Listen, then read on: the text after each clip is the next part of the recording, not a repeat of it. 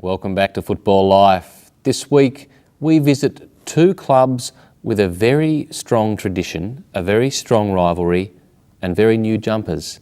Football culture, Glenorchy versus North Hobart.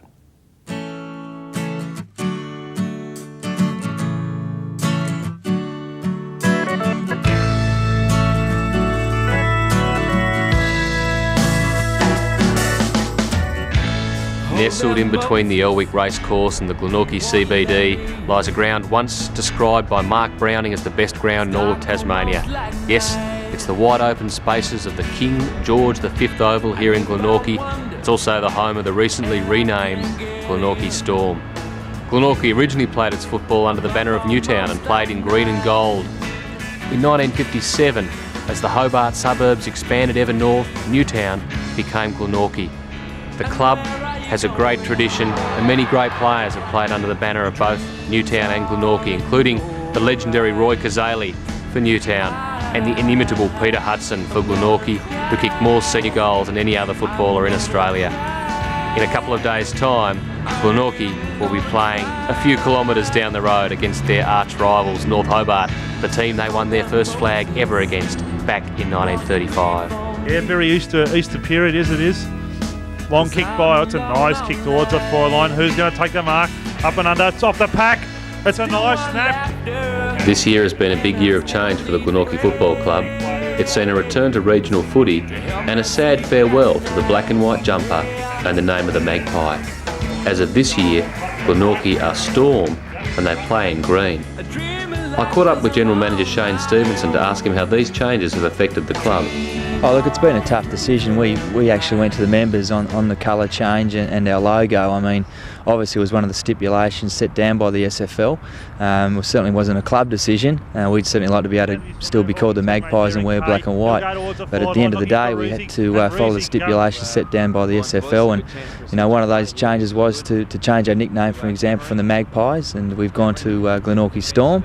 You know, obviously it doesn't please a lot of members, but I think at the end of the day, as long as we're playing football, I think that's the main thing. And with the jumper, obviously, we've gone to a green with black and white incorporated into the jumper. Green goes back to the days of the Newtown Football Club, where actually Glenorchy Footy Club was developed from. So we've kept a fair amount of tradition in that, as far as keeping the green and also the black and white in the jumper as well. So we've gone through a number of changes, and I think all I can say to the members is that, yeah, it is upsetting to lose that side of the tradition that we've had, but at the same time we're playing a game of footy, and we're still going to be called Glenorchy District Football Club, and you know, we still give the young boys in our community an opportunity to play football. About 10 minutes drive down the road from Glenorchy back towards the city takes you to North Hobart, a suburb which has undergone an amazing transformation. When I grew up here during the 70s and 80s, it was a working class industrial suburb famous for its terraced housing, its small cottages and its working man's bars. But over the last 10 to 15 years, with the arrival of trendy cafes and bars, an amazing range of restaurants and the continued success of the state cinema, North Hobart has become a thriving bohemian metropolis. The North Hobart Football Club was established in 1881 by a group of men who were playing 12-a-side footy at the nearby Smith's Dairy Paddock just off Campbell Street. The club's always worn red and blue. Originally the Reds, then the Redlegs, then the Robins, and now the Demons.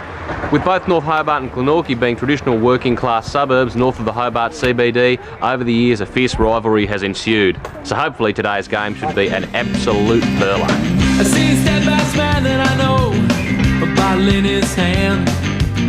I've seen a devout man that I know, with that bottle in his hand. The North Hobart Oval is a lot smaller and more confined than KG5. The land that I'm standing on was originally woodland, it then became farmland and eventually a refuse dump before it was cleared and reshaped, and the Ryde Street stand beside me built in 1922 to become the North Hobart Oval, an oval which John Leedham claims is the best in all of Australia. Oh, North Hobart. It's the best ground in Australia. I've played in the Melbourne Cricket Ground, South Melbourne, Adelaide, Western Australia, and this is a marvellous ground. One of the controversial aspects of North Hobart Oval has been the very thin pockets which we see just behind us. And this is the reason why Collingwood coach Mick Malthouse recently gave the ground an absolute bagging. The Hobart City Council's always flirted with the idea of redeveloping North Hobart in one way or another, but nothing's actually ever happened. Through the smoke, I'd like to welcome you to my favourite part of football life, and that is sometimes a sav test, sometimes a passy test. Today at North Hobart, it's the hamburger test. I'm here with Vichy and Muscles. This is a new endeavour by the North Hobart Football Club, the barbecue. Yep, we thought we'd bring the barbecue to the boys on a Sunday so they don't have to cook. We've got the TV in the bar, a couple of cold beers to wash what we're cooking down here, just so we can get people to come to the football. And a great thing to get people eating a bit in the wet area, so it isn't just the consumption of alcohol. No, well the guys on the ground said to us, "Oh look, you got to stop cooking. It smells so nice that we want to come off and try something on the barbecue." Certainly, you can smell the barbecue from up in the media box, and I notice here you've got your tomato braising the onions. Oh, that's an Italian specialty. A friend of ours, Joe Zucco, told me put tomato sauce with your onions, and it softens your onions up, and it's fantastic. Beautiful. And what's the secret, Vichy, to a good hamburger according to you? Garlic. Plenty of garlic. Yep. Get home, and that takes away the smell of the beer from the breath, and so the wives and the girlfriends can't pick it up. That's great. So we're going to have maybe one of these hamburgers with garlic, a bit of the onion that's braised in tomato sauce. Like that. There we go. And you're going to be here on the Saturdays as well during the every Saturday. Come up to the hill. We can get a beer up there and have one of these. All right. Any chance of a bit of sauce with that? Yeah. All right. There you go. Bit of sauce, thanks, Muscles. There you go, Dave. Hallelujah. Now, the best thing to go with that, and they reckon. I'll have a bite first. Let's see how it goes. Oh, good night.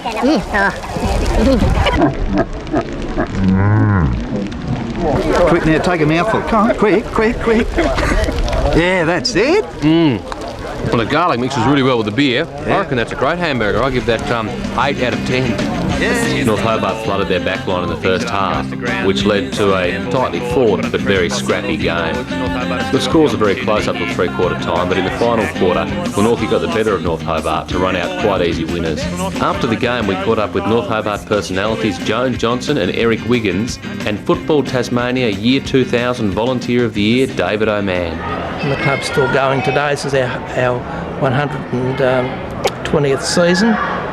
Obviously, about 6 months ago, we were a bit concerned about us continuing, but we're very happy to be in the SFL this year. Well, I don't know. People seem to travel wherever we go. We came to Commandy last week. We're off to Snug next week, and then all over the place. But it's been a bit of a big shock, the complete changeover.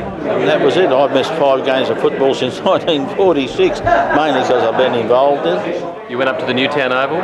Oh, I sat in the Newtown Oval there on the old wooden stand there for a few years, and that sort of thing. But football was good then, and I think we're back to good old football now, just the same.